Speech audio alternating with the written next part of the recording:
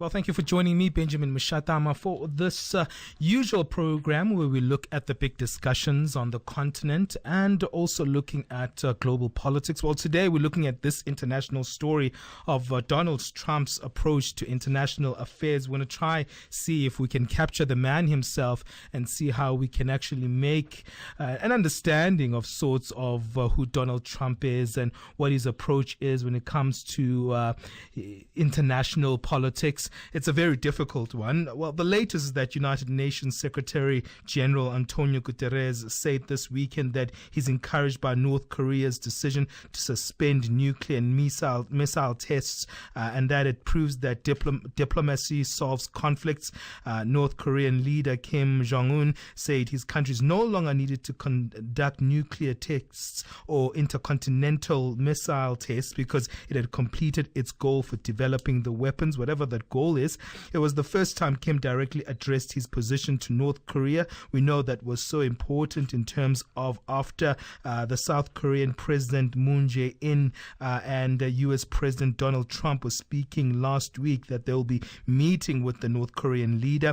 President Trump has also promised a forceful response to a suspected chemical attack in Syria. That's another issue as he's consulting with the United Nations, and the actions expected to be coordinated with other Western nations. And also today we're going to speak about something we've spoken before, but it still continues to be an issue, the Donald Trump's approach when it comes to trade war. Well, joining us is in our studio is Jameel Ahmad, who is the global head of the currency strategy and market research at FXTM, and also we've got Professor John Stramlau, who is the lecturer at the International Relations Department at Wits University. We also have Matsidiso Mutsweneng, who is the researcher at the Afro-Middle East Center. Let me start the conversation rather on the line with you, Professor John Stramlau. I feel like I've exhausted my intro already as we started with all these various dynamics that we're talking about when we're speaking about Donald Trump. From your perspective, how has his approach been in terms of his international relations, especially with these three mega spaces when we're speaking about Syria, when we're speaking about North Korea, and also China is another dynamic that has been of concern in the last few months, especially since the beginning of his presidency? Well, Benjamin, thank you. You were kind to note how difficult it is to make sense out of what Donald Trump is up to at your intro, and that's worth keeping in mind because he is a leader unlike any other I have ever observed and studied, and that goes back to John Kennedy and Richard Nixon, I think, in my old age. So that given that difficulty, it always helps to say, what is the difference between what he says and what he actually does? Now, a couple of things quickly. One, you can't trust anything he says. He's an inveterate liar, and that's a problem for any other government in Africa or any place else in the world trying to sort through these things. And secondly, he has taken action, but his actions are primarily domestic, where he does have authority, although that's being challenged in the courts and in the streets. And so you come down to these big issues that you raised, and I have to put it in the context that he has no coherent foreign policy. But quickly, if you take the North Korean nuclear issue, he wants to score a personal win here, it appears, and he's willing to take almost reckless action by just agreeing to go into the meeting very unprepared. And remember, every president for 70 years has been worrying about this, as have the Asian nations. And South Africa is a country that eliminated its nuclear weapons, has a real issue, an interest in nonproliferation. What will come of this? We don't know. We can talk more about it. On Syria, he was very limited in his response, I think under pressure from Britain and France, who didn't prevail and make this a collective action, sort of, and they apparently talked about this at the G7 summit in Canada last week. Yeah. And then finally on trade, that's a huge issue, but it does relate to where he does take actions light of his business experience. He's very transactional. So you look for what he has actually done. It's very little in foreign affairs. He knows nothing, and he's not really willing to learn very much, it seems to me. And it's all about Donald Trump. Well, let's try to break it down, Matshidiso, and I know that you really work in a different spectrum yourself, which is focusing on the issue of what's happening in the Middle East, and Syria is another complication in that regard. And I know that the position of Donald Trump has been very stern in terms of his approach with Syria in itself. But let's look at that particular relationship between Syria and the United States. How fragile is it right now? We know that it seems like it's going to be a tit-for-tat approach. That's the way things are happening right now with the conversations between the two parties. Thank you so much, Benjamin, for having me. I think that when you look at the U.S. role in Syria, that you generally see that there's no fragility. In fact, this is, I think, since the start of the Syrian conflict, the most decisive that the U.S. has been throughout this time. I mean, remember before the conducting of the U.S.-led airstrikes on the 3 suspected weapons. Chemical weapons facilities, the U.S. was looking at pulling out of Syria, and since then you kind of see that they've sort of, I would say, solidified their feet in the Syrian conflict up to this point. And we also know that because of all these events by the U.S., mainly by the U.S. and of course other actors as well, the Syrian conflict has now even shifted from just being an internal civil war to actually being something bigger than that. I mean, people say, are we going to see the next Cold War? And whether or not that's going to happen is highly dependent on what the U.S., foreign policy on Syria and the Middle East in general is. Well, let me bring in Jameel, Ahmad, because you're coming from a more economic side of things, and it seems like also there has been a form of interruption via the Donald Trump administration, especially when we speak about this term of this trade war. What are we speaking about in that regard? I know that there has been that particular association linked with China. Thank you very much for having me. Firstly, it's a pleasure for FXTM to be on. Sure. So basically, as we've kind of highlighted at the beginning, there's a very unpredictable nature to politics in the modern world, it's particularly with the US White House and the unpredictable nature of Donald Trump. Under any given week, he could be talking about trade wars. He could be talking about international relations with China or North Korea. It could come into Russia. It could come into sanctions. Even last week, he accused China and Russia of being currency manipulators. Sure. So it's certainly quite a busy market in that regard. What we basically see in the markets, and from an economic market standpoint, is a lot of erratic movements in the stock markets. We don't quite know whether stock investors are risk on, risk off. If there's uncertainty in the market, this means that investors are less attracted towards taking on risk, which is when the stock markets become very erratic in their movements. They could be higher or lower. Additionally, when there is more positive news, such as this morning, where it seems to be that this North Korea tensions have cooled down, we expect a more positive market sentiment, which can have positive impact on the South African rand, as an example. The global market's very interconnected these days. If there's positive news, positive sentiment, increased risk, it can increase attraction towards riskier currencies such as the rand. When it comes to the trade war itself, we've always believed that it's more of a headline and it's less likely to actually occur in reality, because what we see from President Trump in general, and this is both in terms of market and in terms of the international relations perspective, is quite an outspoken narrative and rhetoric, but the actual actions and the reality can be quite watered down, which is and why a bit conservative. Exactly, which is why the markets can be sometimes up, they can be sometimes down. We're not seeing so much severe volatility in the markets that would suggest that anybody really thinks a trade war could be upon us.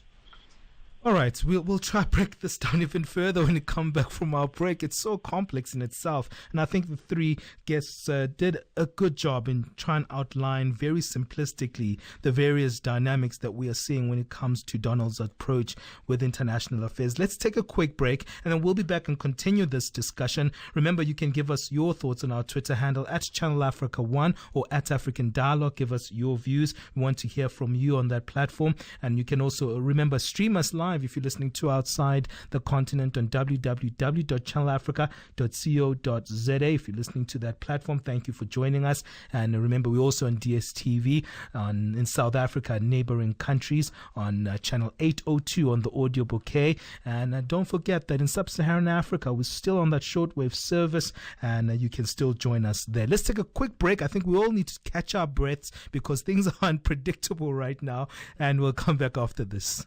Right now, who's really confused about Donald Trump. Seems even our guests on the show are always confused about which direction Donald Trump will take. And I want to come back to really his approach with you, Professor John Stremlau, because now we're seeing this decision from North Korea to suspend nuclear and missile tests. And someone could say, well, maybe this is because of the robustness and the upfrontness of Donald Trump that we find ourselves in that particular position where now we're seeing real pressure coming from the United States. What are your thoughts around what's happening there? Is this another political move that's been made by North Korea? Or do you think that this could be showing us signs of what could be happening if that meeting that is scheduled for May or early June takes place?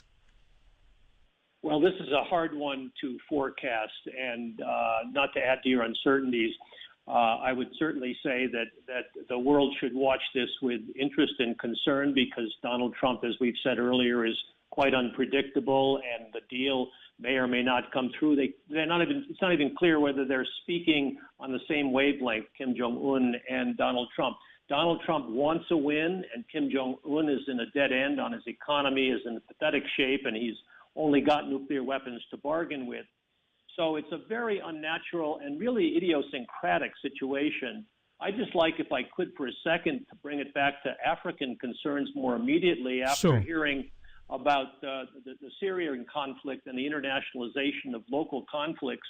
And then when Jameel was talking about the short-term economic gyrations of the market, it reminds me that last week, Eddie Maloka at the African Peer Review Mechanism Secretariat convened a meeting of Africans all over the continent to talk about governance and the state of governance report, and that we no longer can be indifferent about the internal affairs of member states.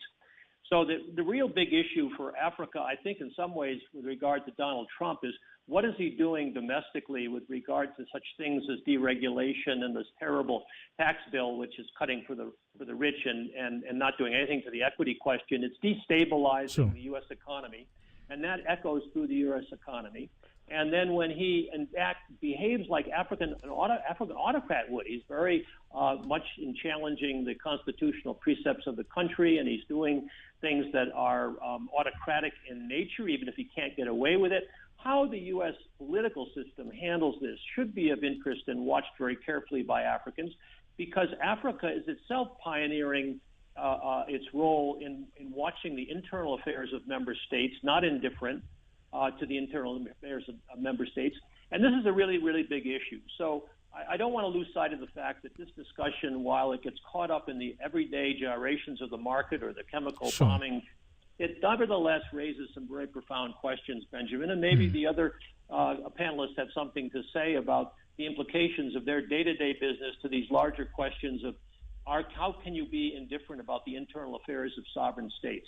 Well, we'll come back to that question because I think it's a very good one. But before that, I'd like us, Matshidiso, to also cement another area in Syria, especially with the issue of the military strike against Syria that could be actually a threat over those chemical weapons attacks that took place. Where do we see this going? We know that we saw Macron and Trump speaking about a collaborative effort to deal with the Syrian situation. Where do you pit the situation and how do you see things unfolding? I think what we've seen with the new, Macron and the US as well as the UK coordination in Syria has been essentially to try and quell, this is what they say also, to quell the use of chemical weapons in Syria, which, we know that a similar attack also took place last year. That was, the US also retaliated to that. What was different about this one, however, was the difference coordination with the U.S. and France. And what this means essentially with the Syrian conflict, I mean, we see that the Syrian regime itself has been cracking down a lot on, rebel-held territories, and it's quite gaining a whole lot of momentum. In fact, since the Russians assisted the Syrian regime in the conflict, the regime has sort of gained an upper hand in the conflict. Sure. And now, the U.S. and France is, intervene, coming into the Syrian conflict, as well as other foreign actors that are happening, such as Turkey and Israel. It's as I said, bringing a whole new spin. But it's also very interesting because this also happens right at a time when Donald Trump is also facing his own issues back home, his own domestic issues. And, this has been seen as sort of a way for him to sort of shift attention away from the issues that he's facing back home. I mean, with the recent issue of Stormy Daniel and his and the Sure. FBI case into his lawyer as well. Yeah. Well, what does that actually put us, especially with that particular aspect that was brought in by Professor Stramlau? What are your thoughts around some of that sentiment that he's making there, especially in just what you were highlighting earlier on yourself, Jameel, the fact that we live in a very tightly knitted economy and global space, not only even politically anymore, even from a social dynamic, there's more links in today's life. Yeah, I guess so. And I mean, we know that the U.S. is sort of, like the big police officer of the world. And, of course, it definitely wants their way from issues that are happening anywhere else. If they deem that the U.S. has to intervene, they'll definitely do that. I mean, other people have argued that the U.S. has been in Syria because of, the gas issue, which I think has very little to do with that. I think right now the U.S.'s foreign policy towards the region has been really centered around Iran and curbing, what they call the surge or the expansion of Iran into other countries in the region. And, the Syrian issue and now, the more solidified position of the U.S. In Syria is essentially to make sure that, the spread or the expansion of Iran is contained, precisely because we saw as Donald Trump first came in as president, he's traveled his Middle East tour to countries such as Saudi Arabia, where he forged, quite great relations, and which continue now. The U.S.'s role in trying to mitigate the GCC crisis. This has been a big thing for Donald Trump himself to make sure that he kind of delivers on some of the promises that he made to his allies in the region. Jameel, your thoughts? Well, it comes down to the unpredictable element of the world we live in right now and how interconnected the market is. Just to give an example, a simple tweet from Donald Trump could send the markets left or right, or up or down in this case. So if we look back at just over a week ago, as we were talking about the Syria situation, when it appeared, when the news was read over the weekend that there were airstrikes, investors were preparing for a very pressured start to the trading week last week, that indices, stocks, a lot of risk appetite could be weakened as the markets opened last Monday morning. And it was that to some degree. But then a simple tweet from Donald Trump, mission accomplished, completely switches the market sentiment the complete other way, because it appears now, just on that tweet, that maybe Trump's involvement is done. Of course, you do not know. This is why the markets, you have to pay particular attention. And there's a lot of news you need to read now as an investor. That's why risk management, investor education is very important. When it comes to Donald Trump himself and what he's doing as US president, it's quite clear that he's putting America first and always. Any example that he can give to provide to his voters that he's doing this, whether it's on trade rhetoric, narrative around international relations, anything that he can do to say that, look, I'm putting America first to get more votes, it's what he's trying to do. And the way the market's perceiving this is that his actual approach towards trade, international relations, and his international relations as a whole, it's actually going to be quite watered down in reality. And what are the consequences of that kind of action? Because some would say, as much as earlier on you were speaking about that this trade war issue is probably just something that's not really cemented in reality, but that could be an aspect of what a trade war is, isn't it? Because you have this president who has this huge influential country, and he's making all these random statements that could actually create a direction in policy, that could create a direction in financial flows.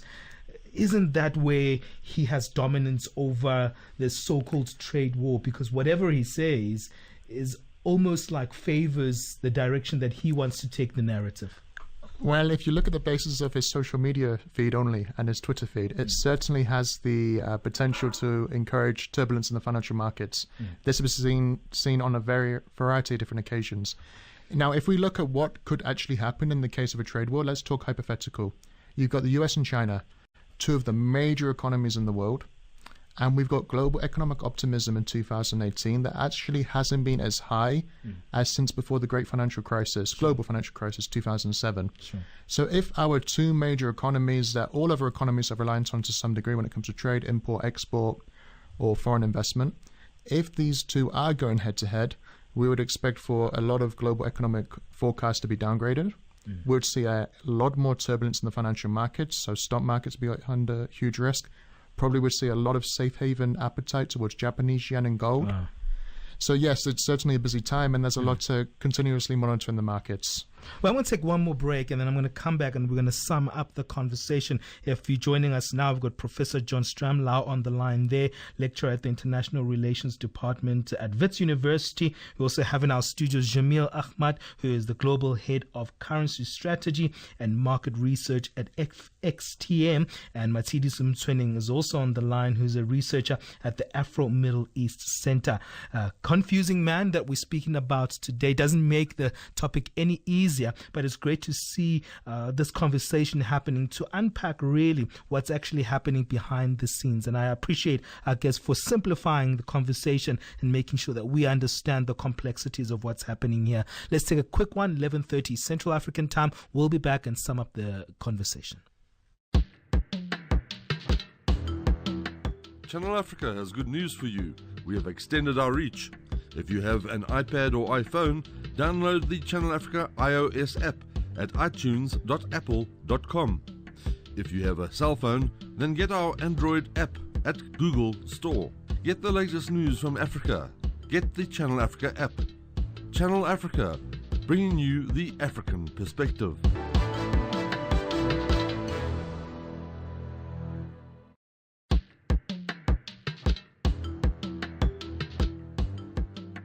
Good news for our listeners in America.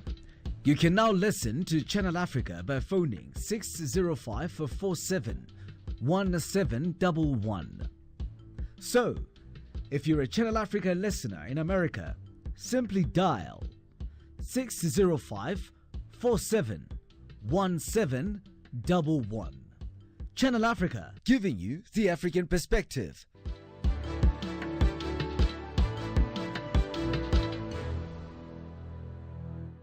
Well, thank you for joining us for a new week of African Dialogue, where we bring you experts, the best of in their fields, just to really look at some of the issues, digest the issues of the continent, digest the issues of the world. And sometimes we just move on quickly to the next topic. This is where we try to contextualize the issues and try to sum up them in some way that you and me can understand the normal person on the street. Today we're talking Donald Trump, his North Korean approach, his Syrian approach, the issues of trade war that we've been highlighting. It's been a very interesting conversation we've had with our various guests. But coming back to you, Professor John Stramlau, this decision by Korea to suspend its nuclear missile test, the fact that, maybe the leader of North Korea, is saying, well, I'm willing to talk and sit down. Is that not a breakthrough, not only for the United States, but for international relations as a whole? Well, I wouldn't exaggerate it, but at the same time, it's very important, Benjamin, and obviously we don't know until they actually sit down and we see the results. In a way, this is parallel to Jameel's dilemma over watching the markets gyrate from day to day, and then he gave a very good general discussion of the fundamentals of the economy between China and the United States. And Mercedes did a really good job of summarizing the overall situation in Syria. But let me just take a couple of quick reservations because on both of those presentations, Sure. and then just sum up with the final word. Sure. On the one hand, Mercedes did remind us that the U.S. has been a policeman, and if you're looking from an African perspective, what's going on in the Sahel, where they're building bases most recently now in Agadez in Niger, yes, they are playing a policeman's function, but Barack Obama really tried to signal that the U.S. could no longer be the kind of intervener that he was in Iraq or Afghanistan or Vietnam, for example, and was trying to go in a more collective direction. Donald Trump is coming back from that, walking that back in his peculiar personal style, which gives me the other reservation I have about what Jameel said, which is that it's not America first, it's Donald Trump first. And that's a really big difference because who does he really speak for America? And that's a question I think all Africans have to ask themselves because he has taken a rather nationalistic, but even more a tribalistic, white nationalist approach to American domestic politics, which is very different from Obama. And how that plays out will have a profound influence on the world. And the elephants in the living room that we cannot ignore are two. One is the impact of his erratic behavior on the U.S. economy, which could be disruptive to the global economy. And that is a fundamental concern that Jameel really summarized well. But the other question we didn't raise, which is the biggest elephant, is that relationship with Russia, both his illicit financial dealings and the question of whether or not there was collusion in the election, and that has implications for elections all over the world, including in Africa, of the internet and the information age. The really big story out there is the information revolution. So I just want to draw attention, Benjamin, that there are important themes here that we've signaled, and I'll pass on to my two colleagues to do the final sum up. Well, thank you so much, Professor John Stremlau, for your participation. What are your thoughts there, Jameel? Especially the question that makes things complicated, and you can hear Professor Stremlau very kind of reserved and conservative around that, what people are calling a breakthrough with North Korea. What are your thoughts around that particular aspect of things? Well, it just goes some distance, actually, towards articulating the unpredictable nature of news flow now. When it comes to political news, U.S. administration, Donald Trump himself, mostly it's Donald Trump himself, of course. Look, North Korea and U.S., this news over the weekend that South Korea and North Korea have reportedly opened up phone lines. They're going to be meeting over the next upcoming future. It does go to some distance towards suggesting, and of course it's suggesting because nobody's actually in these meetings, that relations are improving. And if North Korea is willing to take down its nuclear weapons or pause its testing, nobody really knows. This would improve risk appetite. It would improve economic sentiment that international relations are improving. So we have to wait and see. But when it comes to these US-Russia sanctions, I was in Moscow just last week.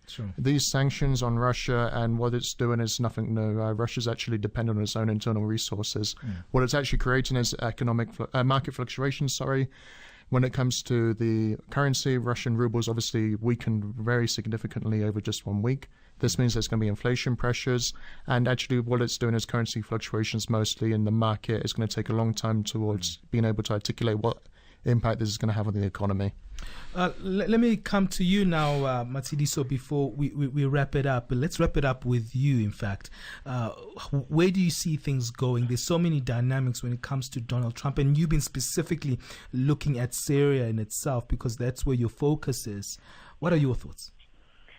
I think, Benjamin, to sort of try and answer what Professor Stemler's, question or what he put on the table. The issue of Donald Trump sort of, differing from Barack Obama, I tend to disagree a little bit because, what we saw as Donald Trump's big campaign slogan was for the U.S. to get out of these, what he called costly wars. And for I know he was trying to pull out of Syria. He was trying to pull out. So that has been quite a big thing for him. I think circumstances sort of have pulled him in.